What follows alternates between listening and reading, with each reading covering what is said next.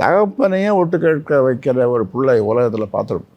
இது நீங்கள் சொல்கிறது பெரிய குற்றச்சாட்டுங்கய்யா. பெரிய குற்றச்சாட்டு, உண்மையான குற்றச்சாட்டு, உண்மையான கற்பனையானது இல்லை. ஏன்னா இப்போ சங்கர்கிட்ட சங்கர்ன்னு நான் சொன்னேன், உடனே அடுத்த நிமிஷம் அங்கே சங்கர். அது மாதிரி இங்கே என்ன நடக்குது, அடுத்த நிமிஷம் சிட்டிக்கு போகிற நேரத்தில் அவங்களுக்கு தெரியுது. அப்படி ரொம்ப நாளாக சந்தேகம் இருந்தது எனக்கு. சரி, ஏதோ ஒட்டுக்கேட்கும் கருவி ஏதோ வச்சுருப்பாங்களோ என்ன ஒரு சந்தேகம் வந்தது.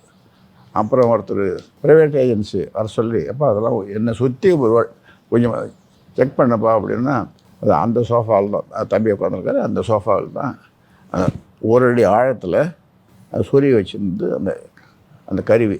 அப்புறம் எடுத்து அவன்கிட்ட கொடுத்து அந்த ப்ரைவேட் ஏஜென்சி எடுத்து இது பண்ணாங்க. அப்புறம் வந்து அவன் அதெல்லாம் பண்ணிவிட்டு அப்புறம் இப்போ இதை வந்து சைபர் கிரைமுக்கு கொடுத்துருக்குறோம். அது வந்து லண்டனில் வாங்காதான் சொல்கிறாங்க அந்த கருவியை. இந்த மாதிரி நடக்கலாமா? நீங்கள் சொல்லுங்கள். நீங்கள் மட்டும் இல்லை, இதை பார்க்குற பார்வையாளர்கள் இதுக்கு சொல்லுங்கள். அப்பனையே வேவு பார்க்குறது எதுக்கு வேவு பார்க்கணும்? என்ன இருக்குது, என்ன நடக்குது சொல்லுங்கள். இந்த மாதிரி ஒரு எதிரியை வேவு பார்க்கலாம். இராணுவத்தில் அதில் இதெல்லாம் வைப்பாங்க, எல்லாம் பண்ணுவாங்க. என்னையே தகப்பனையே வேவு பார்க்குறதுக்கு ஒரு கருவியை வச்சு இது வரைக்கும் அதை மறுக்கலாமா?